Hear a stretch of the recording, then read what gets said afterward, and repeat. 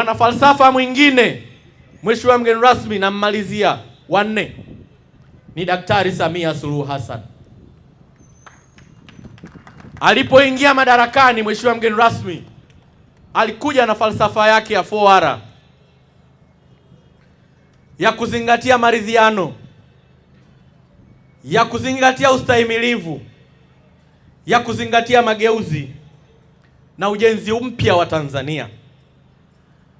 Na wakati anaomba kura kwa Watanzania, Mheshimiwa mgeni rasmi, kupitia falsafa yake hii, amekuja na kazi na utu.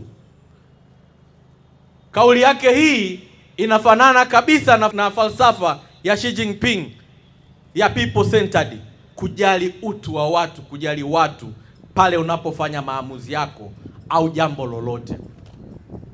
Hawa ni watu ambao Mheshimiwa Rais anawajali sana, jipigeni makofi.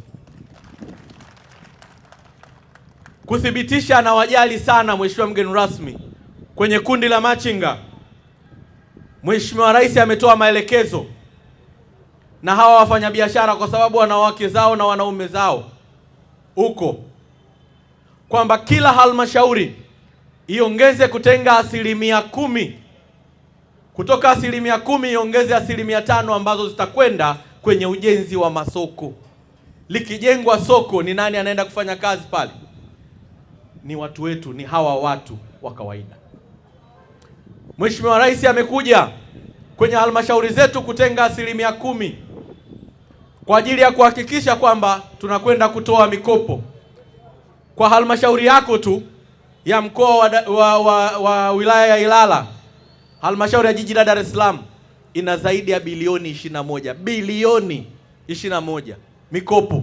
Ndio maana hapa ndugu yangu Chenja amesema, Lusinde amesema, Tito amesema, tumedhamiria makundi haya tuhakikishe tunawapa mikopo ya Mheshimiwa Rais. Pigieni makofi Mheshimiwa Rais. Hakuishia hapo. Mheshimiwa Rais aliagiza tuifungue Kariakoo ili iweze kupitika kibiashara, kwa sababu eneo hili la Kariakoo, Mheshimiwa mgeni rasmi, watu wameweka mitaji yao mikubwa, wafanyabiashara, ambayo sisi kama serikali tuna wajibu ya kuilinda mitaji ile. Mheshimiwa Rais ametoa fedha na ameelekeza eneo la Jangwani liende kujengwa soko kubwa kwa ajili ya machinga. Na hawa walio mbele yako Mheshimiwa mgeni rasmi, ukiona Tito au Chenja huyo anaendesha bodaboda, ujue mkewe mjasiriamali machinga.